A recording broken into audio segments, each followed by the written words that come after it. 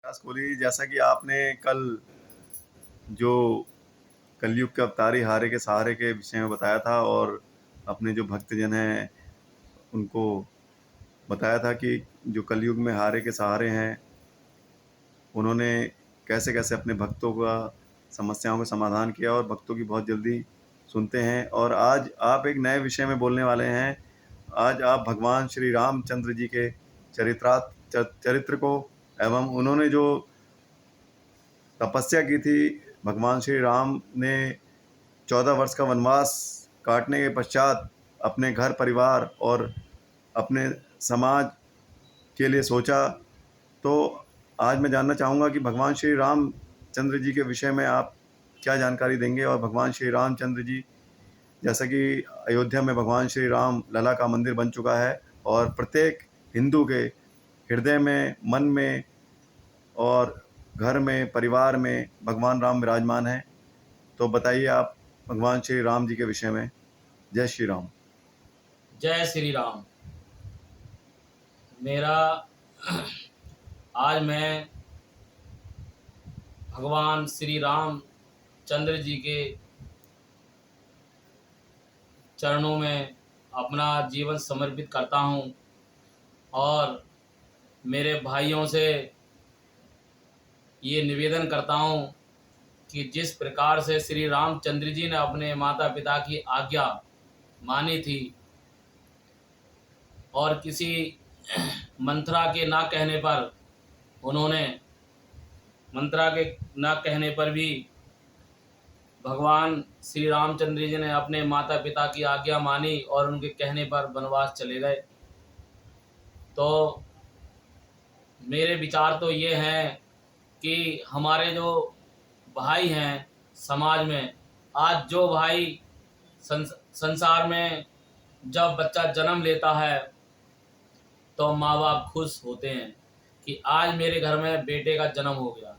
जैसे भगवान श्री राम के पिताजी खुश हुए थे, माँ खुश हुई थी, तो उसी प्रकार से आज के कल युग में मेरे भाई जो माँ बाप मेहनत मजदूरी करके उनको पाल पोस कर बड़ा करते हैं और अपना दुख दुख अपना दुख उनसे छुपाकर उन्हें सुख देते हैं, अपना पेट ना भर के अपने बच्चों का पेट भरते हैं।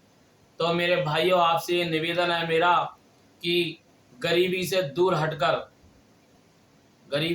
हटकर अपने माँ बाप का सहारा बनो और माँ बाप से कभी उल्टा नहीं बोलना चाहिए, क्योंकि माँ बाप आप ऐसे व्यक्ति हो जैसे श्री राम के चरणों में अपना जीवन समर्पण कर दो। जैसे भगवान श्री राम ने अपने माता पिता की आज्ञा मानी और मंत्रा के कहने पर जब राज तिलक की बारी आई तो उन्होंने ये कहा कि भरत को राजगद्दी मिलनी चाहिए और श्री रामचंद्र जी को वनवास मिलना चाहिए। तो सारे अयोध्यावासी खुश थे, बढ़िया चमक धमक हो रही थी अयोध्या और लोग खुशी से झूम रहे थे। तो राज तिलक सुबह को श्री रामचंद्र जी का होने वाला था। उसी दिन उसी रात को मंत्रा ने एक रणनीति अपनाई और माता को उनके खिलाफ भड़का दिया। जब भड़का दिया तो उनका राज तिलक रुक गया और उन्होंने ये कहा कि भरत को राजगद्दी मिलनी चाहिए और श्री रामचंद्र जी को 14 वर्ष का वनवास मिलना चाहिए।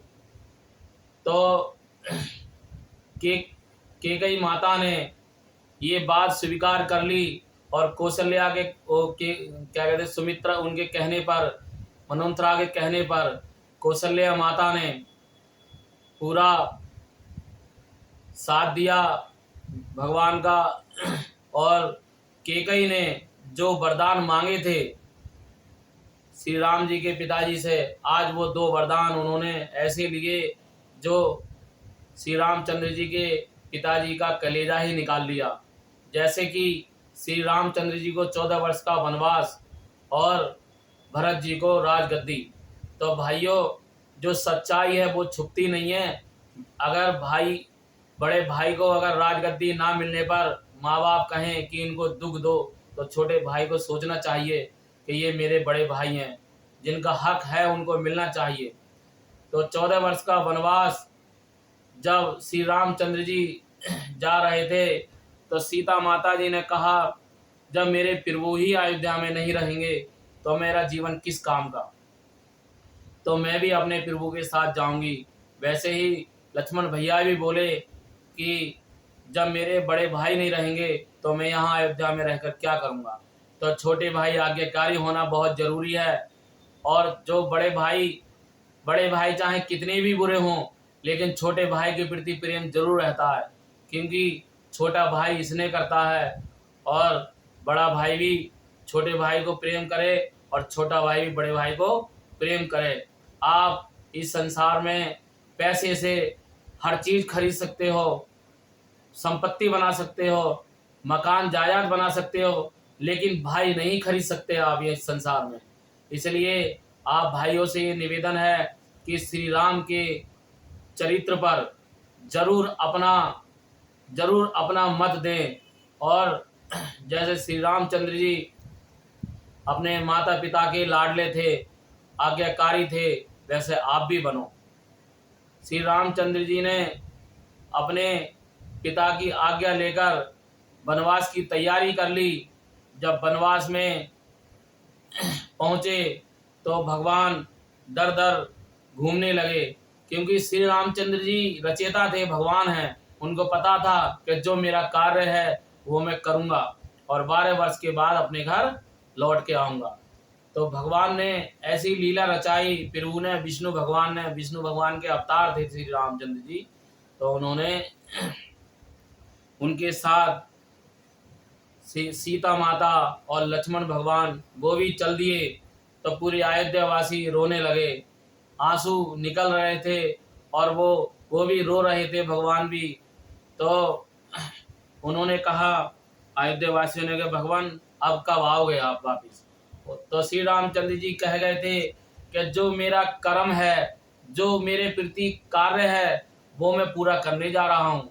क्योंकि जिस व्यक्ति के भाग्य में जो होता है उसे ना तो कोई काट सकता है, ना कोई मिटा सकता है, और जिसके भाग्य में नहीं है उसे कोई दे नहीं सकता।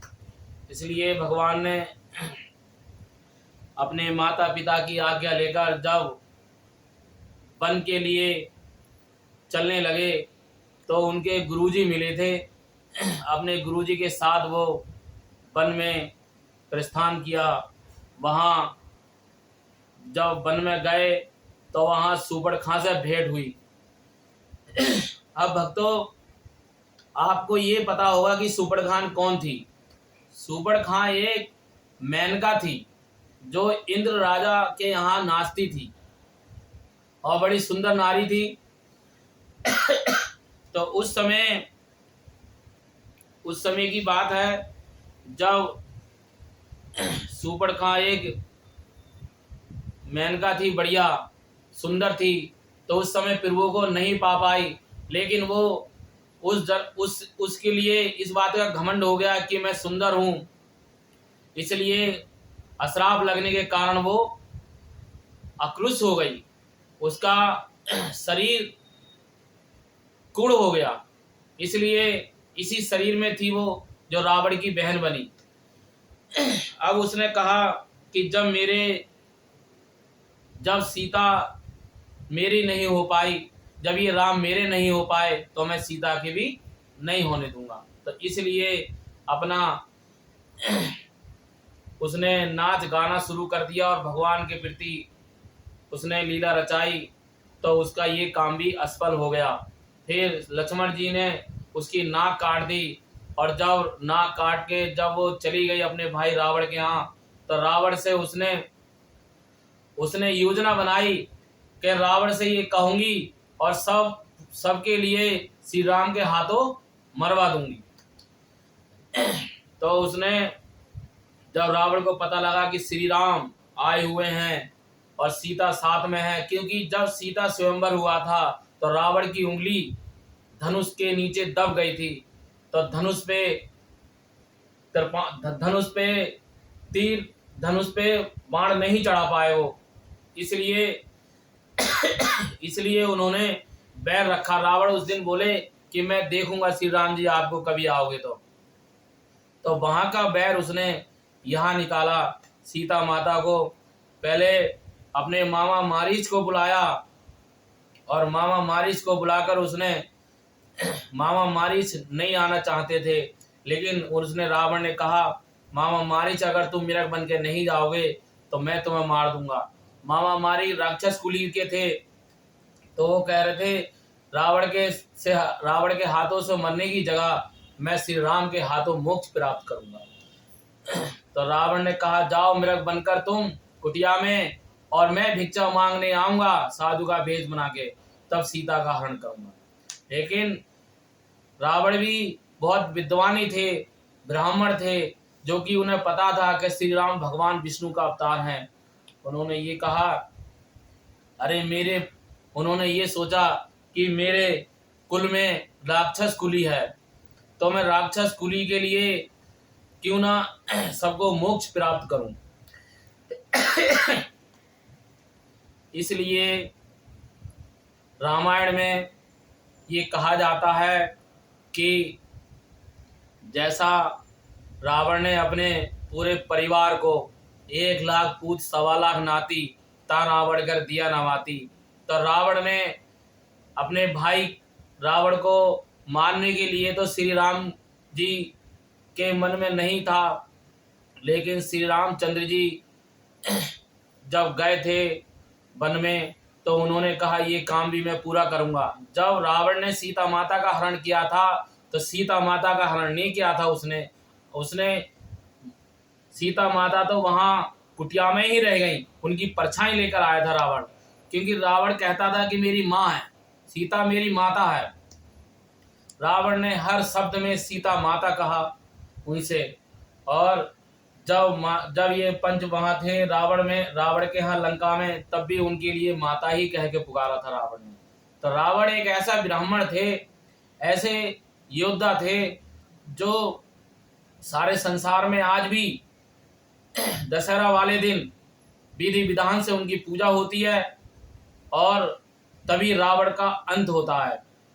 क्योंकि भगवान ने उनसे पूछा था कि जब अंत समय आया उनका, भगवान ने श्री रामचंद्र जी ने जब रावण का अंत किया था तो रावण लेटे हुए थे हैं, तो उन्होंने ये कहा विभीषण वो लक्ष्मण के लिए भेजा कि जाओ लक्ष्मण, रावण से ये पूछो ब्राह्मण जी से कि तुम्हारे अंत समय में तुम्हारी इच्छा क्या है।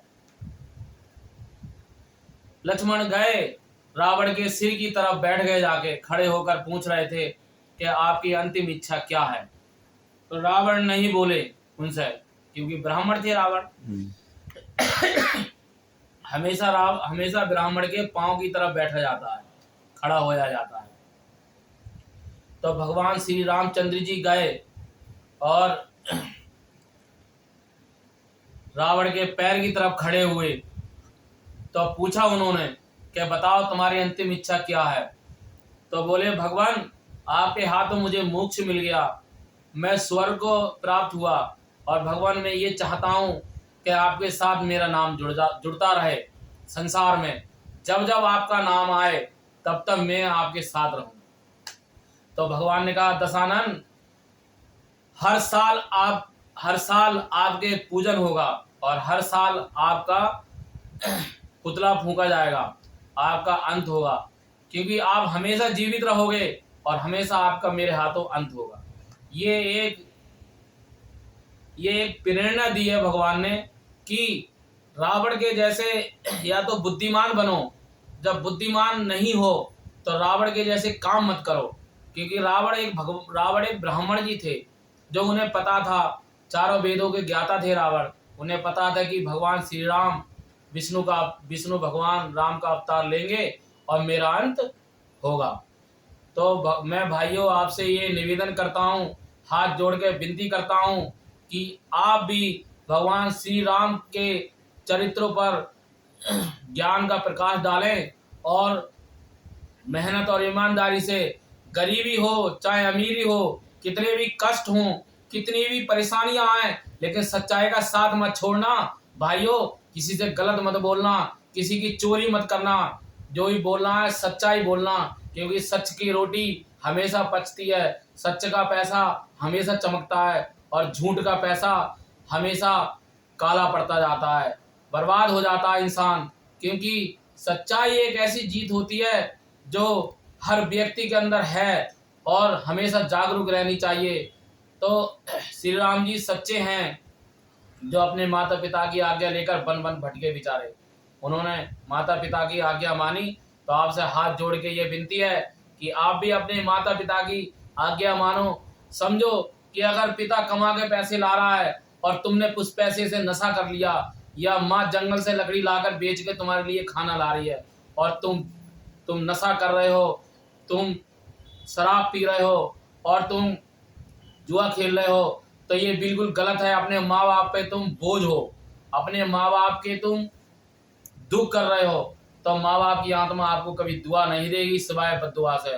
बोलो भगवान जय श्री राम। जय श्री राम।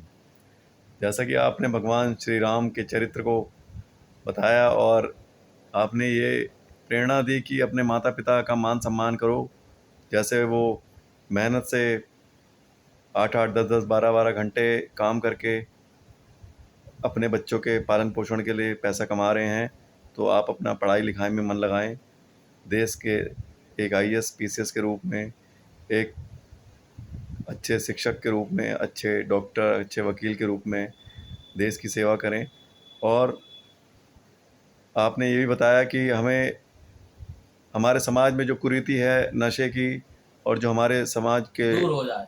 जो कुरीति है वो ख़त्म हो जाए, जड़ से ख़त्म होनी चाहिए, तभी हमारा देश आगे बढ़ेगा। बहुत बहुत धन्यवाद चंद्र प्रकाश जी। जय श्री राम। जय श्री राम। जय जय श्री राम।